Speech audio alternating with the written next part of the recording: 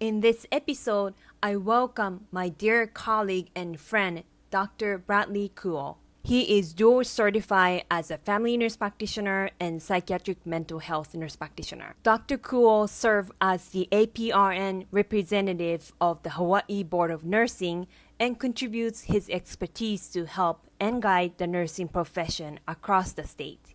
Dr. Kuo received multiple awards, including 2021 American Association of Nurse Practitioners State Award for Excellence. Dr. Kuo owns and runs two successful businesses. He is the president and CEO of Wellness Partners Hawai'i, which provides mental health care in Hawaii. Under his leadership, Wellness Partners Hawaii was recognized by Pacific Business News as one of the best small businesses to work, and this proved the positive work environment and commitment to the excellence that Dr. Kuo fosters. In this episode, Dr. Kuo will share his wisdom on how nurse practitioners can improve their leadership skills.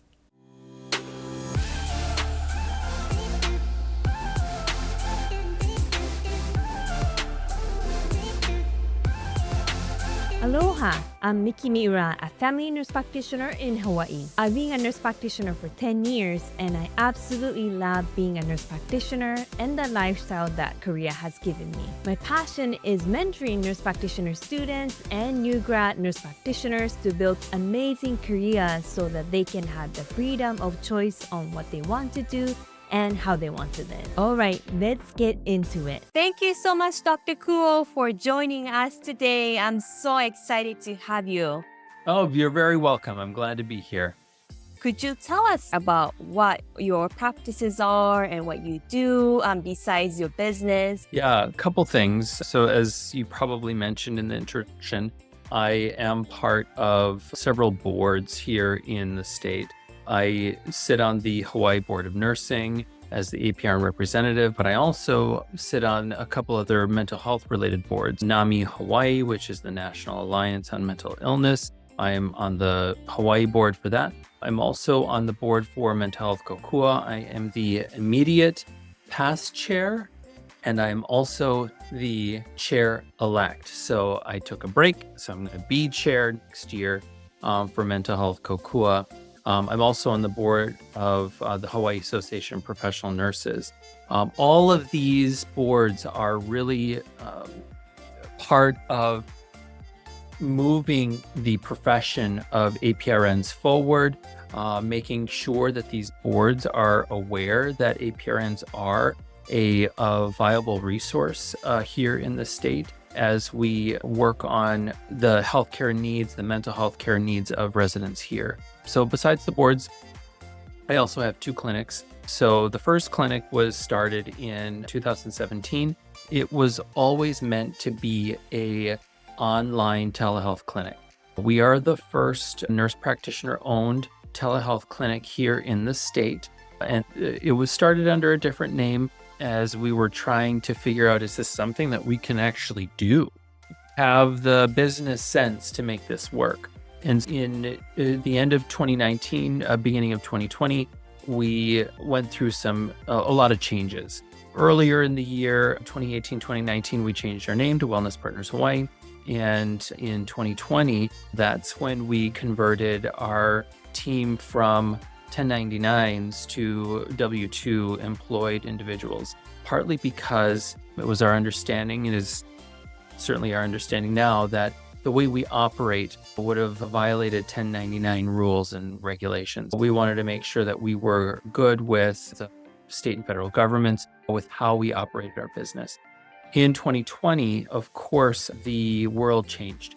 And fortunately or unfortunately, I'm not sure how to look at it, we were in a very unique position to take up the secondary pandemic, which was the mental health issues that arose from COVID-19. And at the beginning of 2020, we started with, I believe, like 5 or 6 part-time staff. And today we have over 30. And this is 30 clinicians and administrative support staff to help move our clinic forward. At this time, we average anywhere between 450 to 500 patient visits a week with Wellness Partners Hawaii. And again, the vast majority of our patient visits are online. The other business that I am a part of, prior to the pandemic, I worked with a nurse that we met in a research project for the first time, even became good friends. And we decided that we were going to dip our toes into medical aesthetics. The medical aesthetics world is where I use my family nurse practitioner certification. And over the course of a couple of years before the pandemic, we were very small. We started growing. And then eventually we asked my husband to come in to help us with the books, because he was doing a great job helping me with Wellness Partners Hawaii. We're doing that together. That's the telemental health company. And he came on board for the med spa. And ever since then, we've grown and grown. In 2020, we opened up our first sole us office. Like, we weren't subleasing from anybody or anything like that. It was just us in that office. And the funny thing is that during the pandemic, people were on Zoom a lot more. And they were looking at themselves in the camera. This is what they're telling us. And they've been noticing the pores and things they want to fix. And that's really, the pandemic is really also what allowed our medical aesthetics business to blossom to where it is today. Wow. In 2020, we opened an 850 square feet space. And earlier this year, at the end of last year, we were able to expand to 2,000 square. So that business is booming and doing quite well. But they're very different businesses. There's so many things I'd like to unpack. First of all, some of the audience are actually from other countries. So could you explain a little bit of difference between 1099 and W-2 that you mentioned? 1099 is essentially the IRS code for independent contractors. And so these are folks that essentially they have their own business and they engage in a contract with another business. And it is becoming more common throughout the country. There are a lot of practices that are engaging these independent contractors that are illegal when it comes to IRS code definition. I know that a lot of businesses that hired 1099 contractors in various states have gotten in trouble with the IRS. And we wanted to make sure that we were practicing very ethically. And we wanted to make sure that the way we were doing business was 100% above board. And so that's why we converted everybody to W-2, which is employed benefited status. So these folks are able to accrue vacation. They have health insurance that we provide. We provide a lot of other benefits as part of that employed status. I bet that change was one of the big factors. There must be a lot of many factors, but that's one of the big factors why you were chosen for best small business. And employees are very happy to work with you. Now, you mentioned that you have over 30 providers. And then how many staff you mentioned you have for Wellness Partners Hawaii? So we have almost 30 staff, so a mix of providers, therapists, as well as prescribers, as well as our administrative staff. In order for us to provide the best services possible, we really needed to have a robust administrative staff. And this service is, of course, towards the patients, but also it's for our providers to provide the absolute best support that we can in their work. As a 1099, you're supposed to schedule your own patients. You're supposed to call in your own prescriptions, do your own prior authorizations, you have your own medical record, you're supposed to be your own business. But with the way we do work within our company, all of our providers essentially have to simply turn on their Zoom, meet with the patient, document their visit, and they're done. Because we have a team that does the scheduling. They do the prior authorizations. You take care of collecting the labs and getting the vital signs, all that kind of stuff, and a lot more. And we really want to work on things like work-life balance. That's really important to me in a mental health clinic, to make sure that the folks that work with us have a good sense of work-life balance and are able to get away from the computer and enjoy their lives. And that's why so many of our teams, in fact, almost all of our team members work from home.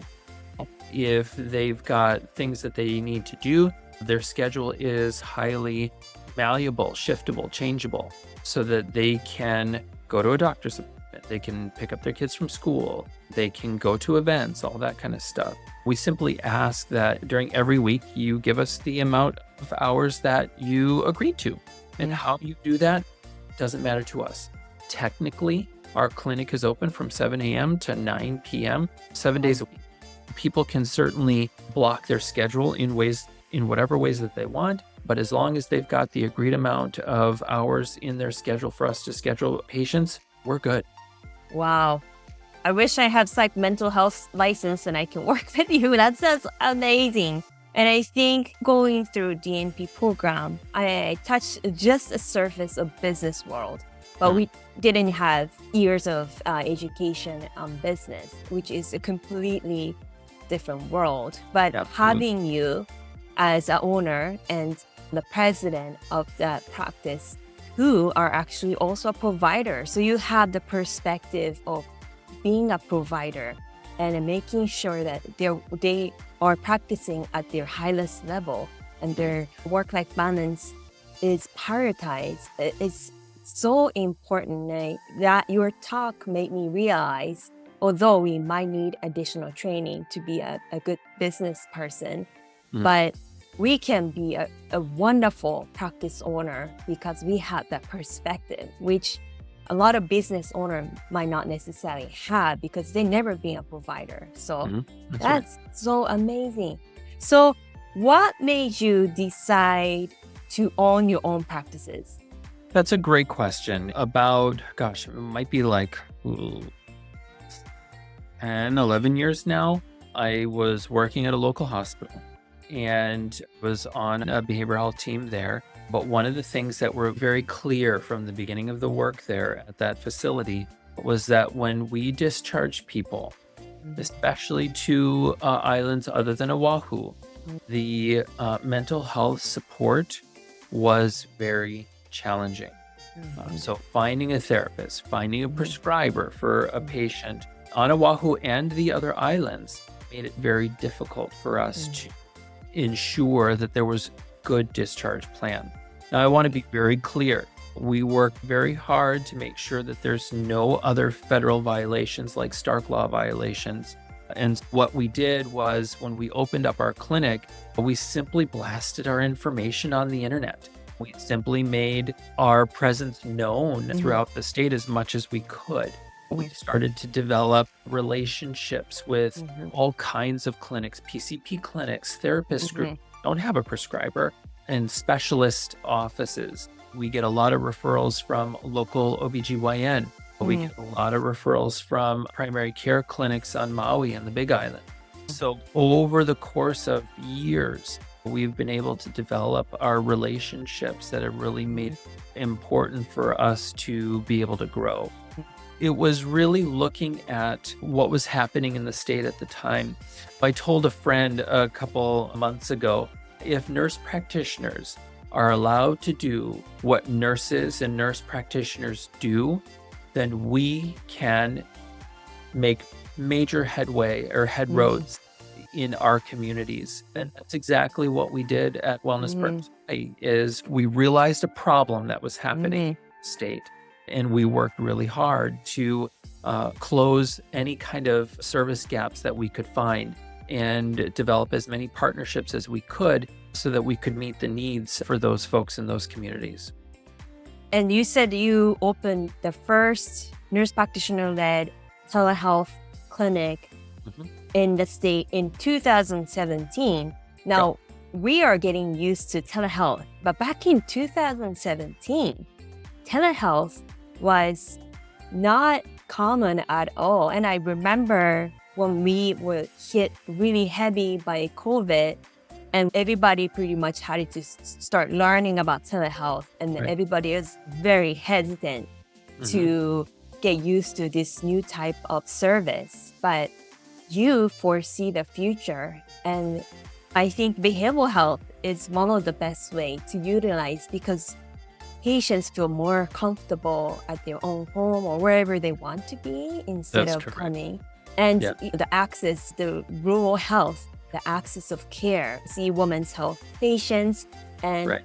postpartum depression is a huge problem, but they don't have time to find a babysitter for newborn and come to the office to block hour to get seen. So oftentimes they're like, nah, it's just not gonna work. But you made that happen. I do want to emphasize, so at the beginning of COVID, I want to say it was either beginning or end of March, I felt it was incredibly important to assist as many providers in our state to make that pivot for in maintaining access to care for all of their patients. And so I worked with the Hawaii Association of Professional Nurses, and we put together 3 presentations.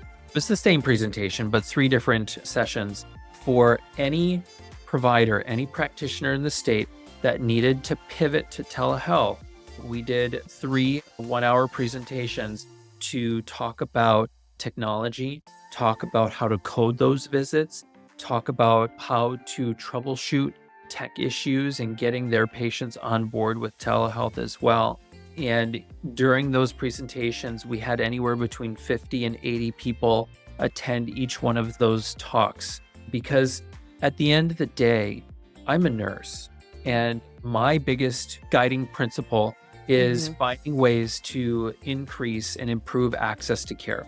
And so while there were probably several therapists and several psych APRNs that were in those presentations that were competition to me and my company, I didn't care, because they needed to make sure that the stability of their patients were of highest priority. And so that was also my priority.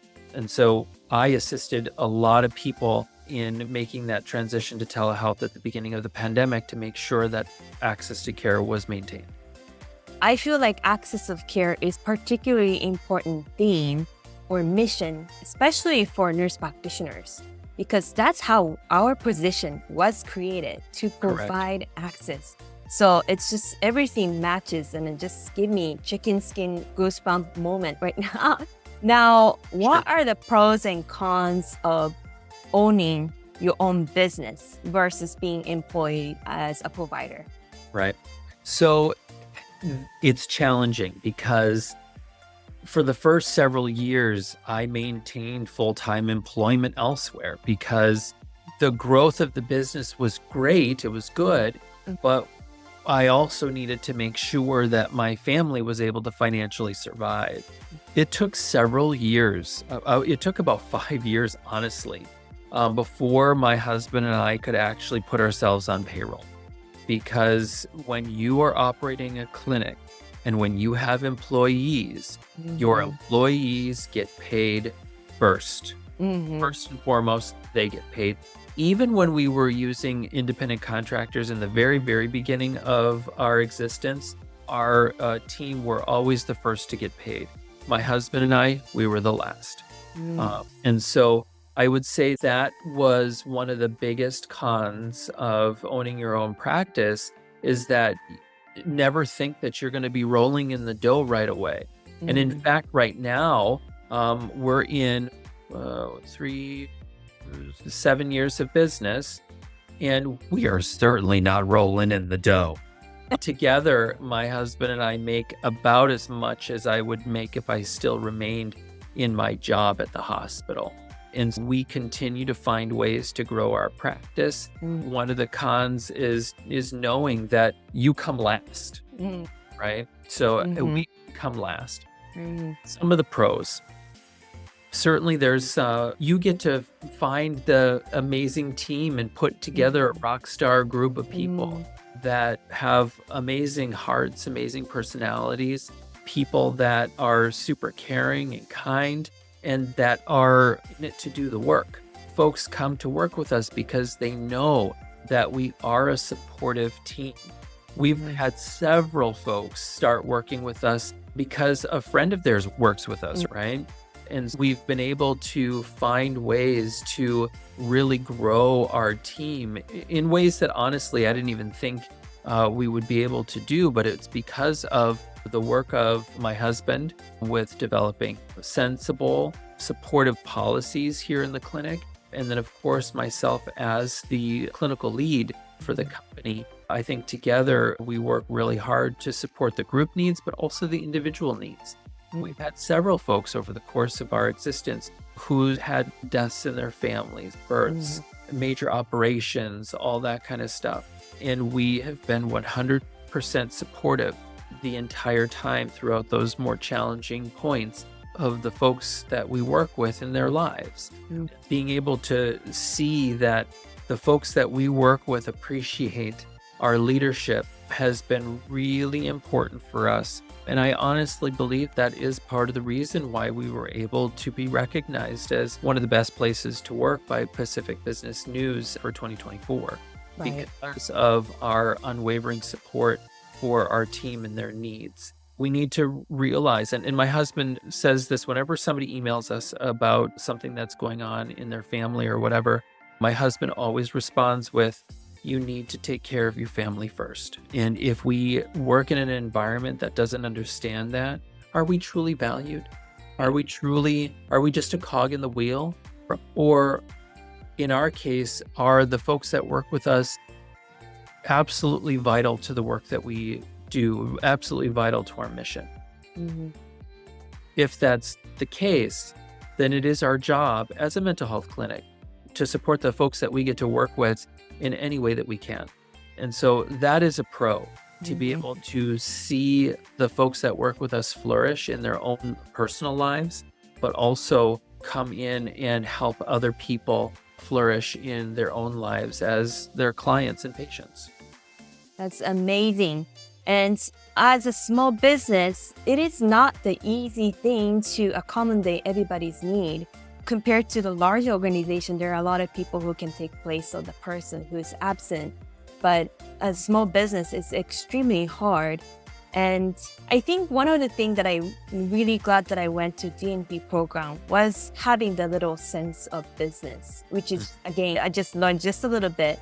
And also my partner is a businessman, and I'm learning a lot from him about small business. And it's just so amazing. For employees, might feel like, of course, we should get that. And yes, it is, but it's not easy for employer to make that happen. Yeah. So I'm so amazed you guys are actually doing that. I would say, though, that higher education in nursing is not where I started my leadership development. Nursing is a second career for me. My first career was working in higher education as an administrator. And so my job was to work on leadership development for students who were working with me in the residence halls that I was able to support at Cal Poly Pomona, UC Berkeley, and UH Manoa. And there's a long-standing career related to leadership development, diversity and inclusion, and working to figure out ways to develop people to be the best person that they can be. And so my husband worked 7 years at Apple before he switched jobs, and he was able to take a lot of the skills and learning with him that he learned during his time. So with the combined experience before we even opened up this clinic, we were already ready to lead our team. It was mostly the work of logistics stuff, trying to figure out how to open the business, how to get credentialed with insurance companies and all that kind of stuff. I think that over time, our leadership of the clinic just naturally developed. Wow. And that's why you are a perfect person to talk about leadership skill, because that's something that being in nursing world and I don't have any other degree, I feel like that's something that I would like to learn. And I'm learning over many years, but I think you're the perfect person to talk about. For nurses or nurse practitioners, how can they develop leadership skills? Should they go back to school, or there are so many ways to develop their leadership skills, but what would you recommend?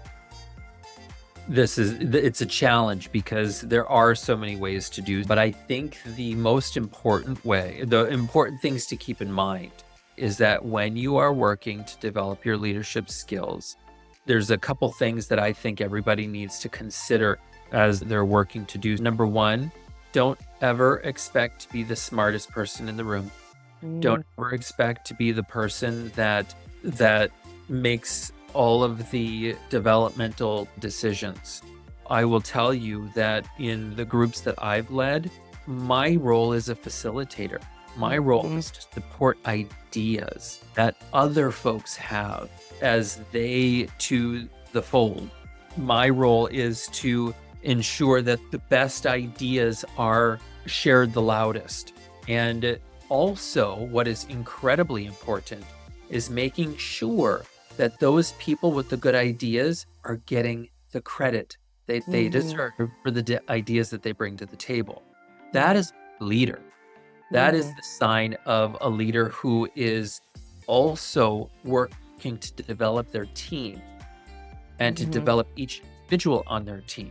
One of the last roles at the hospital that I worked at was the senior behavioral health APRN. And so I tried in many different ways to work on encouraging folks to develop their clinical skills. I provided trainings for billing and coding stuff. As during that time, there was a big update in billing and coding standards. I worked to support their stuff outside of work and making sure that there was a good sense of work-life balance while also trying to support the needs of the facility at the time. So I think that over the course of leading that team, it also made sense for me to do leadership in other areas. So, for example, being on boards, but also working to lead our clinic, our two. It's so good. I feel like I learned a lot just during the last 2 minutes, because I think a lot of nurse practitioners, probably we are overachievers. Just be honest, we are overachievers. Yep. So I think we got used to being the smartest person or one of the smartest person in the classroom and stuff like that. But that doesn't necessarily work in the leadership role that you don't know. That's correct. I think the other challenging piece, though, is that nurses are also traditionally developed in a hierarchical work situation, work life. A hospital has a very clear hierarchy. Now, that's tradition, right? But I would say at many of our facilities in this state, it is absolutely recognized that nurses and nurse practitioners are a vital part of the team, an absolute vital part of the team.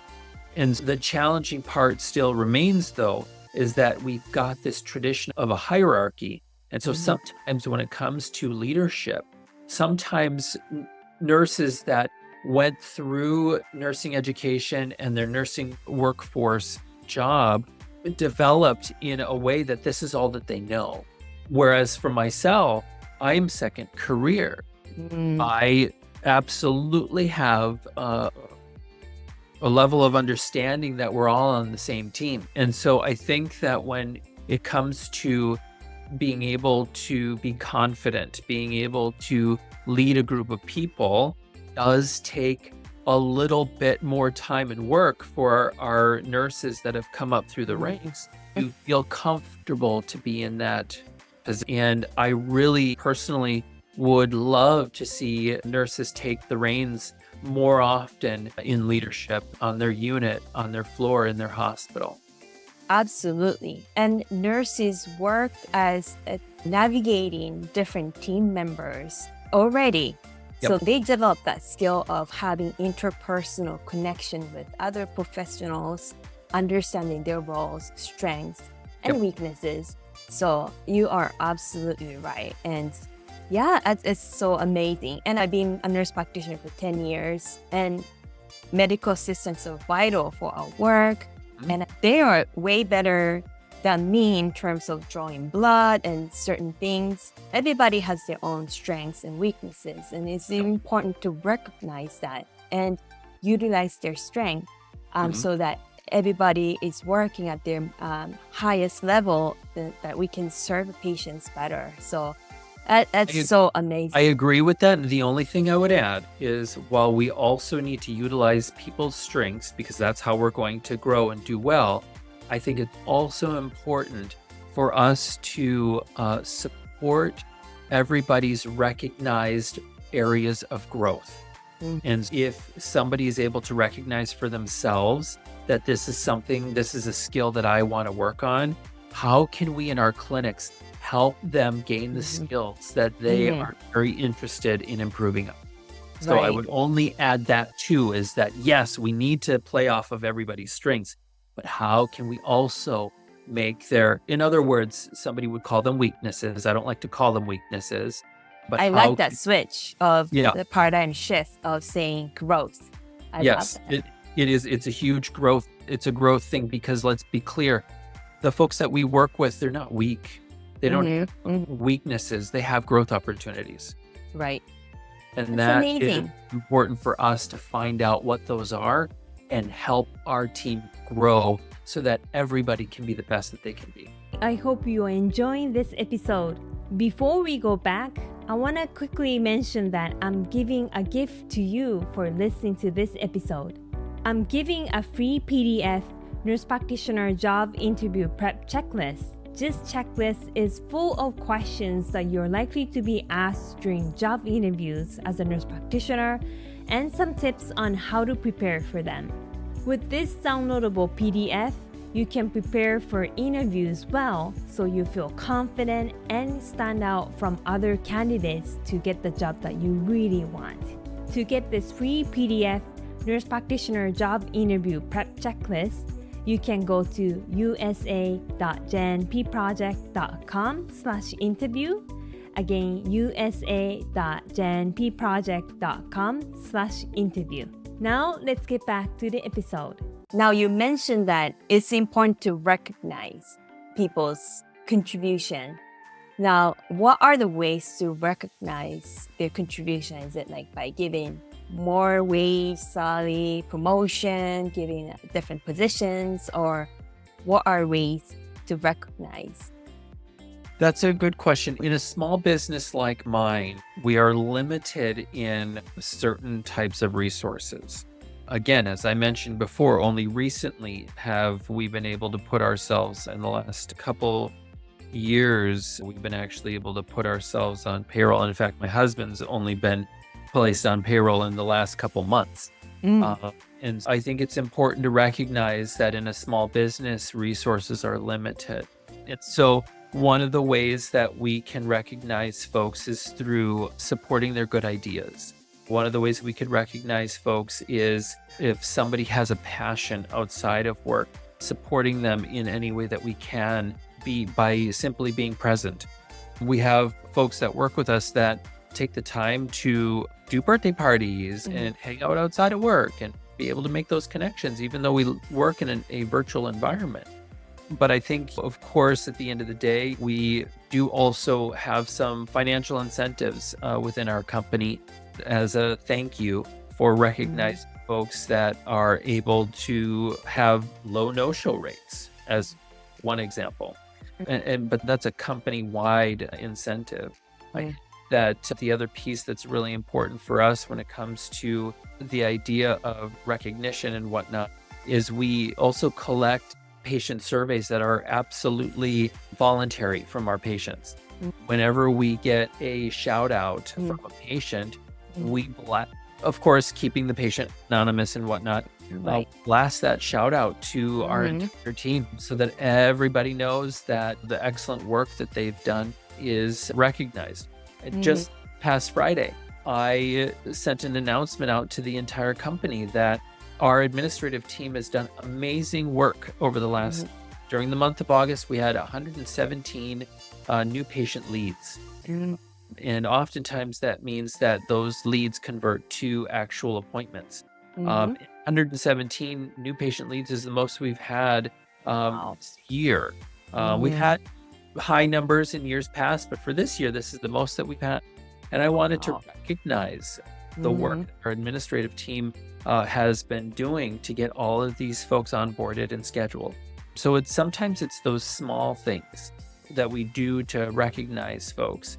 Right now within our company, we have a good chunk of folks that enjoy I think it's the New York Times game Connections. And we're all like every morning doing the puzzle and then reporting our results and whatnot and each other even in those kinds of ways. And then the last thing that I would say is that every Wednesday we have our case conference meeting. So we find time to support each other and talk about ideas to help our own practice, like our own individual practice, grow as we work to find ways to meet the needs of our patients, but then also be able to compliment folks when they do great things. So we don't just bring the hard stories, we want to bring the successes as well. So I think that there's all kinds of ways to do recognition. In a small business like this, there's not a lot of promotion opportunities. Right.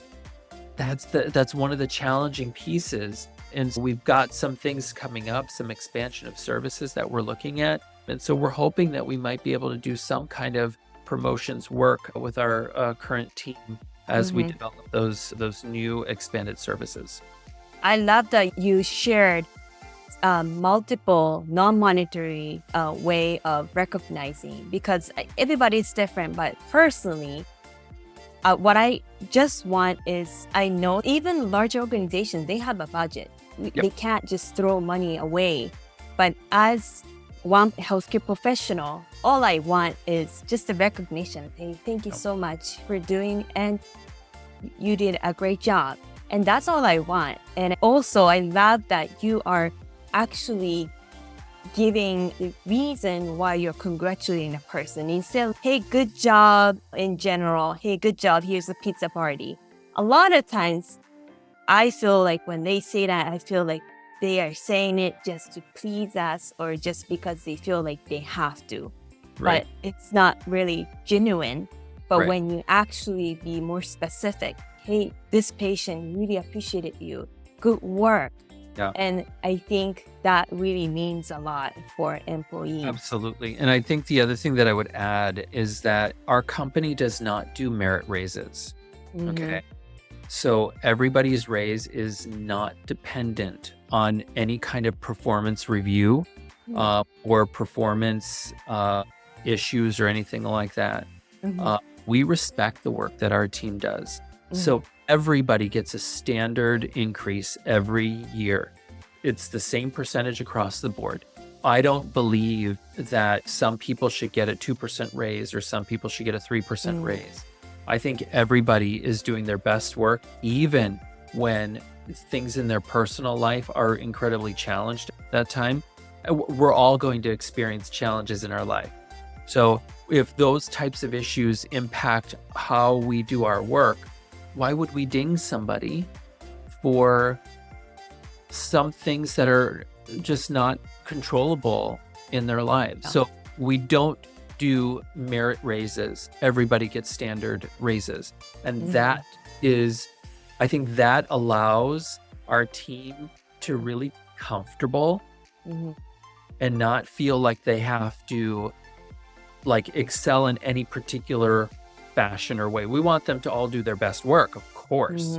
We also want to make sure and acknowledge that your work is vital to what we do. Here's your raise. Now, this is leadership / business question, but you said that it took 5 years for the owners to get paid, to be profitable to the point that owners can be on the payroll. Yeah. So during that 5 years, how did you maintain your motivation that this is going to succeed someday? Because I practice in the clinical setting, but I also own this small online business. And the scale is much, much smaller compared to you. So I can't imagine the stress you've been experienced. But it can be very stressful. not knowing, use pour efforts, tears, blood, everything to the work, but you don't see the light yet and you don't know when it's going to happen. How did you motivate yourself? The important thing is for us to make sure that we don't just focus on our feelings, but we also focus on data. Mhm.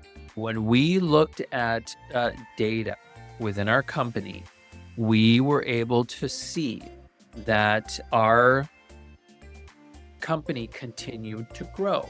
Mm.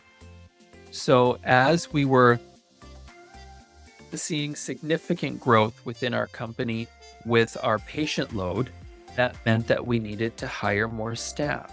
Mhm. And so that kind of seesaw, more patients, Right. more staff, kept on Then- getting bigger and bigger over time. Mm. My husband is really great at pulling the data from our medical record, from other sources, to really look and see, how are we doing? What's done for us? Where do we need to expand? How do we need to expand? Do we need to reach out to more clinics? We've developed some tips and tricks in order to make our presence known, and I'm going to share those right now. Oh because no, those don't are share very that important. secret sauce. Yeah. So there's certain things that we are doing to make sure that people know that we are here for their patients and are here for the community. And so I think that when you look at how did we manage during times of stress points in our business, it was really important for us to look at the statistics, to look at the data. And now people know who Wellness Partners Hawaii is. Yes. People know who we are. Mm.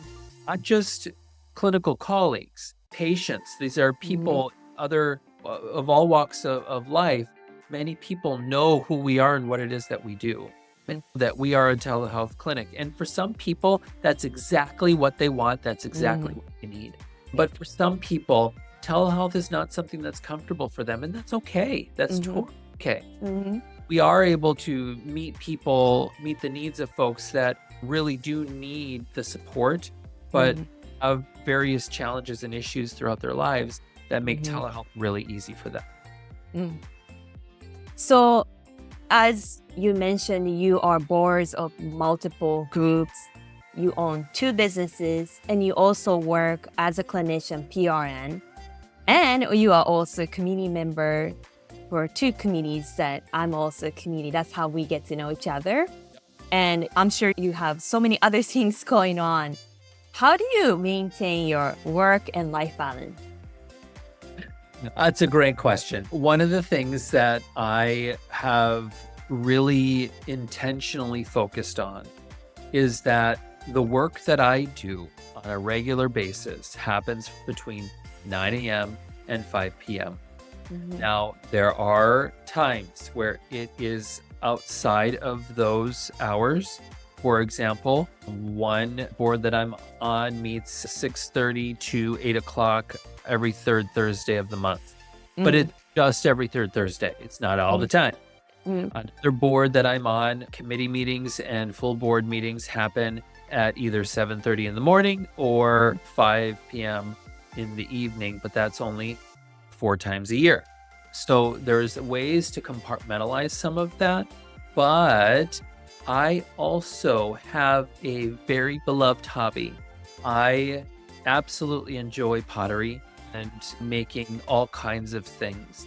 And in the pottery studio that I'm a part of, spend a really good chunk of time every week being present and being there. I would say I spend anywhere between 10 to 20 hours a week in my pottery studio. So while I absolutely love the work that I do clinically, my pottery studio work is something I absolutely adore. It's a way for me to connect with people outside of the healthcare world. It's a way for me to develop friendships with people with like interests. Because we're all there together making our own cups, bowls, plates, vases, all kinds of stuff. I have an Instagram page for my pottery work. and I'd love to share it with Yes. the world, with my friends, with my family, and anybody else who's interested. If you don't mind, I'm gonna put that link in the Please. description. Please. His work is so amazing, and I surf regularly. And That's your meeting- thing. That is Yeah. your thing. That's so important for you to do. I can't surf. But you can learn to surf. I feel like that's important to meet non-nursing, non-healthcare people as well and develop friendship in both worlds. Yes. And then also take time, allow ourselves to do what we love to do. You love what we do as a nurse practitioner and business owner and so on. Yep. But besides from that, it's very important to actively block the time. This is for my... And also to piggyback on that, my husband also is a flight attendant, and he's been a flight attendant now for 8 years. So one of the things that's really important for me and for us is that at least once a month, I try to go with him on a trip so that we can make sure that we also pay attention to our relationship, because that's super important as well. He absolutely supports my pottery work for sure. And I appreciate that. But I think it's also important for us to take regular time for us to just be together. And he loves to travel. I'm not a traveler, but he loves to travel. And I want to be there with him for that. And I just love being able to experience new things with him when we do our traveling. So that's also really important. We also have a son, making sure that we have a son and we have a Hanai son. So making sure that we support both of them in the things that they do have been really important for my life, for our lives, and making sure that they are able to have the tools and space to grow and be the best people that they can be. And I'm so grateful that I get to know you. You are so amazing, but always humble and always calm. But when you start talking, you do so much work. Even for a committee meeting, you are well prepared. I know how hard you work, and I don't know how, if you have more than 24 hours per day. You are such an inspiring leader and helped me to become a better leader. And I'm still learning from you and our other friends as well, and friends/colleagues, that I think it definitely opened up a door, not just to put myself out there, but also just to be in this part of network who are so amazing and being ahead of me and inspire me to become, I want to be like him, I want to be like her, I want to be like them. That's why I'm emphasizing nurse practitioner students and new grad nurse practitioners to involve with the network, because your potential can expand unlimited. And I personally, I don't like socializing, to be honest. I feel like it's a lot of pressure to socialize. Yeah. But at the same time, I learned, especially recent years, that there's so many wonderful things to get to know amazing people out in the world, because they can change you. Absolutely. And it's been my involvement with various organizations, my networking and the connections that I've been able to develop that has been able to put me in the position that I am today. We live in Hawaii. Many things are based off of relationships. And if you have good, excellent, humble relationships with folks around you, then we will all lift each other up together. And I don't think that there's enough nurse leaders here in our state. I think more, because I think the nurse leaders that are here in our state are doing a lot of work. Yes. And so we need to spread that love around. And the challenging piece, though, is that it's so important for folks to understand that you do need to get involved. You do need to develop work in order to be able to be a nurse leader here in the state. And lastly, any suggestion to enhance leadership skills, especially for nurse practitioner students and new grad nurse practitioners? That's a really great question. So I guess one of the things that is an easy thing to put out there first is look at the leaders that you like. What do you like about them? What is happening that you are drawn to them? Also, look at the leaders that you don't love working with. You're in a position for a reason, and sometimes it's confusing for us to understand how they got into the position that they're in. Right. But definitely also look at the things that you don't want to emulate. Look at the things that you don't want to copy in your own work and meld those two together so Right. that you know exactly what you want to make sure people see you as, and you want to make sure that you steer clear of certain characteristics. One of the things that's really important to me is being highly ethical, very ethical, and being humble at the same time. So sometimes I am very comfortable with gray, but one of the things that people know about me is that I'm a very ethical practitioner, but I'm also a very ethical leader. There are some leadership development courses that you could do. I'm currently reading this book right here. Ooh, I love that. Start with Why. Mm. Okay. I think that this is by Simon Sinek, S-I-N-E-K. So it's Start with Why, How Great Leaders Inspire Everyone to Take Action. There was I might be able to get you the link, but there was a link for how to get your business education without having to go to business school. And it was a list of, I want to say 15 to 20 different books. Oh, wow. This was on that list. I got a bunch of the books from that list and I continue to read those. But reading is very important. But also, I think the last thing that I would suggest is if you can identify a good leader that you work with, try to figure out how they might be able to mentor you. Mentorship is the next level for a good leader, right? Being able to share your skills with other people. So what can leaders do to help mentor other emerging leaders? And emerging leaders, here's an opportunity for you to develop leadership as well. I want to just leave you with one other thing. Hawaii Young Healthcare Professionals is an awesome organization to be part of to help develop your leadership skills as well. I've been loosely a part of that group. I get their emails. I did a presentation at one point, but I really love seeing across my email all of the different things that they do. So joining similar organizations like that would be an excellent way for anybody to work on developing their leadership skills as well. And it's a networking opportunity too. Thank you so much for these very practical wisdom and tips. Thank you so much again. I'm so grateful for you to be an amazing leader for this community and nurse practitioners in the United States. Appreciate it. Awesome. Thank you so much. I appreciate being part of this, and let me know if there's anything I can do in the future. I hope this episode was helpful for you. If you like this video, please give me a thumbs up and make sure to subscribe to my channel. I upload new episodes every Friday. Also, if you have any requests, comments on episodes, please write down in the comment section. All right, I'll see you in the next episode. Aloha.